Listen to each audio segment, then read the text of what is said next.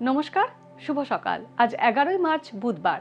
পঞ্জিকা অনুসারে আজ ফাল্গুন কৃষ্ণা অষ্টমী তিথি। মেষ, বৃষ ও মিথুন রাশির জাতকদের ভাগ্যে আজ কি আছে জেনে নিন। মেষ রাশি, আজ মায়ের স্বাস্থ্য নিয়ে সচেতন থাকুন মেষ রাশির জাতকরা। ঋণ সংক্রান্ত জটিলতা এড়িয়ে চলুন। গোপন প্রেমের সম্পর্কে জড়িয়ে পড়তে পারেন। কর্মক্ষেত্রে ট্রান্সফার হওয়ার সম্ভাবনা রয়েছে।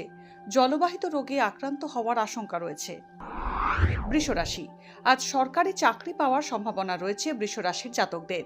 ব্যবসা লাভজনক হবে। ভ্রমণ হওয়ার সম্ভাবনা থাকছে। কর্মক্ষেত্রে সহকর্মীর সঙ্গে মতান্তর হতে পারে। দাম্পত্যে সুখ থাকবে। জলবাহিত রোগের প্রকোপ বাড়তে পারে।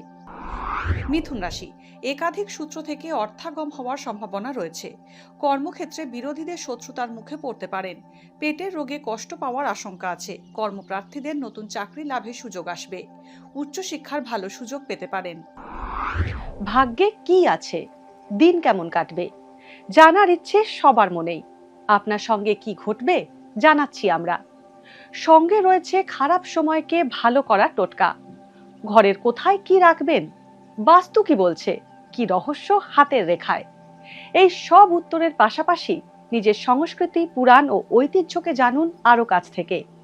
চোখ রাখুন এই সময় অনলাইনের অ্যাস্ট্রো পেজে।